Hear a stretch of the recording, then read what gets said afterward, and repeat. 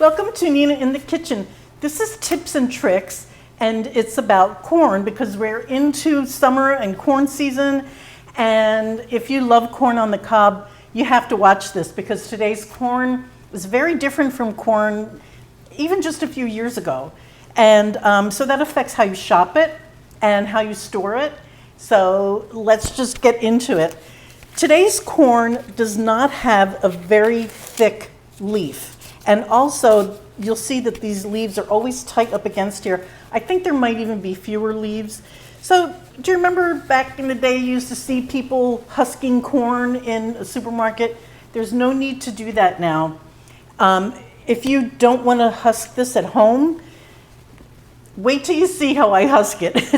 It's amazing, and you'll never want to do anything else. I don't anyway. So going back to shopping it, all you have to do is feel through these leaves. You can just feel, I feel there's a little divot right there. So there might be a little break in the kernels, but really they're straight and plump. I can feel the taper of this corn. I can feel that the husk ends right here. So that's what you want to do, is just feel your way through.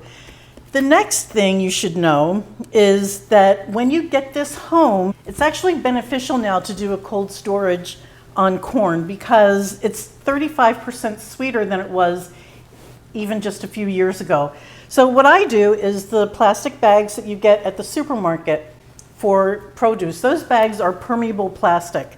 So I'll put 2 or 3 ears into one bag, no more than that because you don't want this to poke through.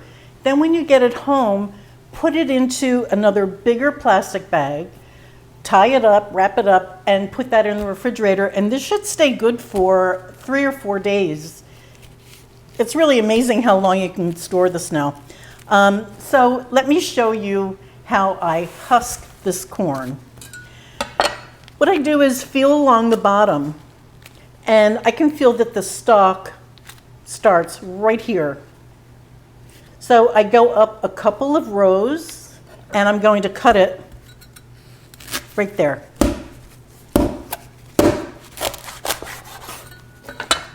So I lose a couple of rows on the bottom, and you want all of them to show just a few little thick rows at the bottom. So all of this goes away. You can use it in stock, actually. 2 and no more than 3 ears of corn, depending on the size, goes into your microwave. I like to do heel to tip like this, but it probably doesn't matter. And what you're going to do is microwave this for about 60 seconds. So let me do that right now. This just goes right on the carousel. Wait until you see this. I've tested this quite a few times, and it always works. And what you're looking for is you want this silk to feel rather hot. The rest of this is warm. And when you put your finger inside here, these bottom kernels should feel a little warm. And then you just take this and you shake it, like a shake weight. And look at this. This corn comes out absolutely clean. There's a few little strands here. It's not cooked at all.